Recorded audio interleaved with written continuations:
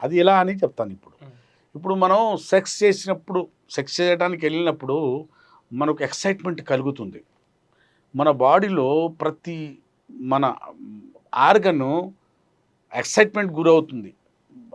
ఇప్పుడు చూడండి, మనకు ఒక అమ్మాయి వచ్చి బట్టలు ఎప్పుతుంటే సెక్స్ కోసం రెడీ అవుతున్నప్పుడు కలిగే ప్లెజరు హస్తప్రయోగం చేసినప్పుడు కలగదు.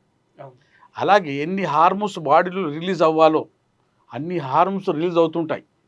అమ్మాయిలకు కూడా మూడు వస్తుంటుంటాయి. వాళ్ళకు కూడా అటు కిలిటోరిస్, ఇటు నిప్పల్స్ అవన్నీ స్టిమ్యులేట్ అవి గట్టిగా అవుతుంటాయి. మగాడు అంగం గట్టిగా అవుతుంటుంది. వాళ్ళ యోనిలో రసాలు ఊడుతుంటాయి. ఇవన్నీ జరుగుతుంటాయి ఇరువైపులా, ఇటు అమ్మాయికైనా అటు అబ్బాయికైనా. ఆ స్థితి హస్తప్రయోగం చేసేటప్పుడు ఉండదు. ఇంకోటి ఏంటంటే, స్త్రీ యోనిలో దేవుడు నవరసాలు పెట్టాడు. అక్కడ రసాలు ఊరుతుంటాయి. అక్కడ సాఫ్ట్ మెత్తటి మన కుషన్ ఉంటుంది కదా, మెత్తటి మజిల్స్ ఉంటాయి. దేనికోసం? అంగం కోసం. అక్కడ టెంపరేచర్ ఉంది, పిహెచ్ వాల్యూ ఉంది. ఇవన్నీ సమకూర్చాడు దేవుడు. దేనికోసం? అంగం కోసం.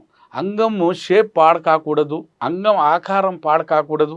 అంగం లోపల ఉన్న అక్కడ నున్నటి పదార్థం ఉంటుంది కాబట్టి అక్కడ రసాలు ఉన్నాయి కదా.